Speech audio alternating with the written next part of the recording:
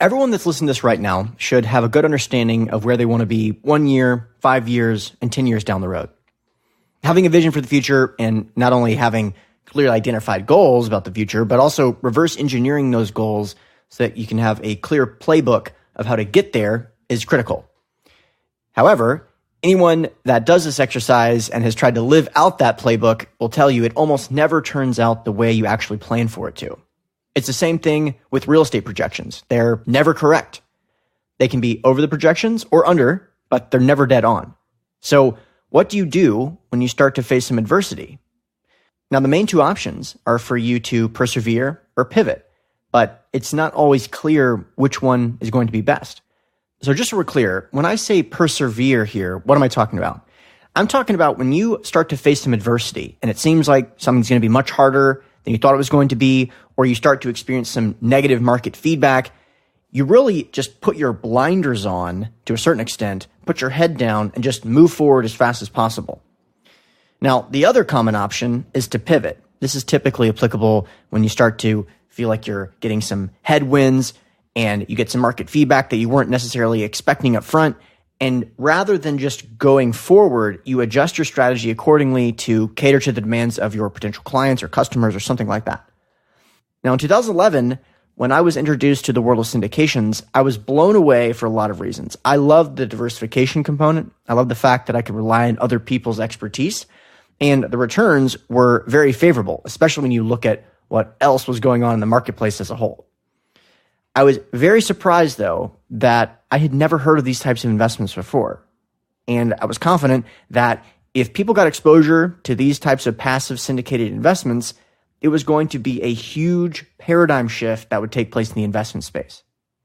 Now, the issue, though, to further complicate the matter, was that I didn't want to be a sponsor. I was simply a passive investor at the time, but I knew if I curated the right relationships and the right operating partners and created a due diligence process, which was far above and beyond what a typical passive investor could complete, I could then take advantage of the fact that most people didn't have access to these types of deals. I could create a business around that. So there may be an opportunity for me to leverage that pre-existing infrastructure and those relationships and build a business around passive investing. Now, of course, things were very different back then. In 2011, even savvy business people, accredited investors, they were not familiar with the passive syndicated approach to investing. So I cannot tell you how frequently people told me, you can't make a business out of passive investing. You just need to get a job like everybody else. Now, I can't overstate this. I experienced a lot of negative feedback, and I think most people would have changed their strategy. But I wasn't really deterred because I felt like I knew something that they didn't know. Now, in truth, I did know something that they didn't know. It was that these types of investments were very favorable. And the reason I knew this is that a lot of my close real estate friends had already had success investing in these types of deals.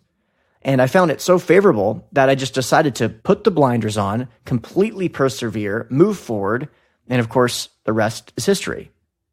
Now, the key here is that it sounds like some massive overcoming of adversity, which it was, to have your friends and family tell you, hey, this isn't really a business model. Keep in mind, this was prior to the Jobs Act, so crowdfunding wasn't even a thing. But on a risk-adjusted basis, it really didn't matter because I wasn't taking on massive overhead. In fact, most of the work I was doing was really for my own personal portfolio, so the risk was exceptionally mitigated. Even if no one ended up investing with me, the main thing I would have been sacrificing was my time.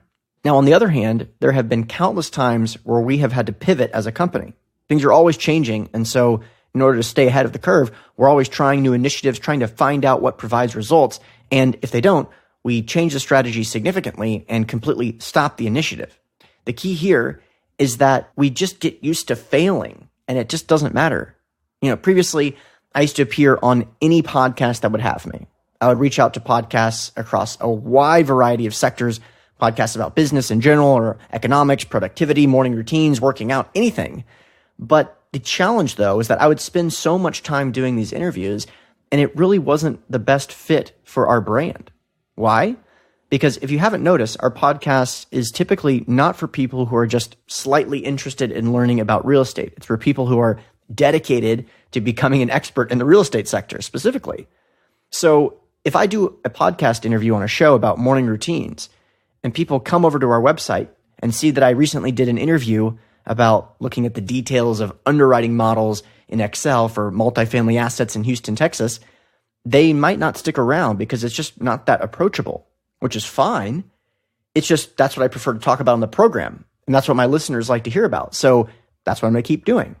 And what this means is that I just need to be cautious about how I spend my time. If I go on 100 of the wrong podcasts, I could never have one listener actually come through and invest.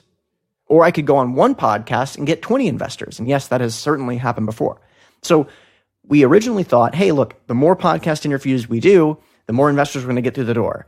But that ended up not being the case, so we started to pivot. But again, it's much easier to decipher when you should persevere and when you should pivot if you can view things on a probabilistic basis and you can view them objectively based on results. You have to understand that you're going to fail many, many times. So it's just a matter of how you overcome that adversity and just keep moving forward.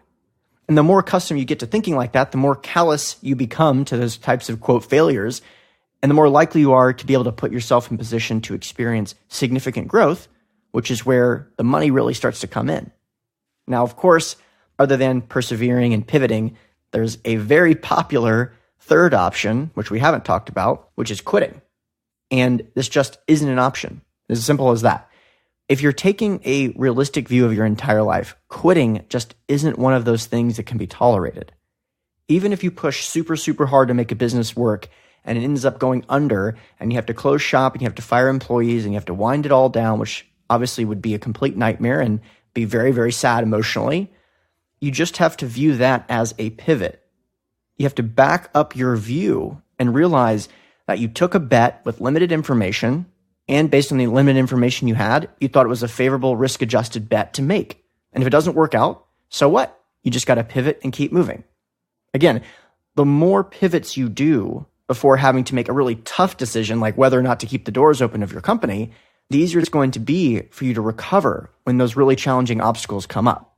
And most importantly, it's going to be much easier to view those situations objectively as opposed to letting fear choose the route for you. So hopefully that makes sense. There's only two options, persevere or pivot. And yes, you can be caught trying to choose between those two things, but if you can view them objectively, view them probabilistically, and understand that you're making a bet with limited information, you'll probably get the best choice. All right, listeners, you know the routine. This show is all about learning, making wise investments, and protecting and growing your capital.